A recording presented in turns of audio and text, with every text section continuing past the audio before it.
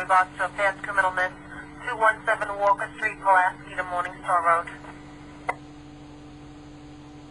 17 Walker.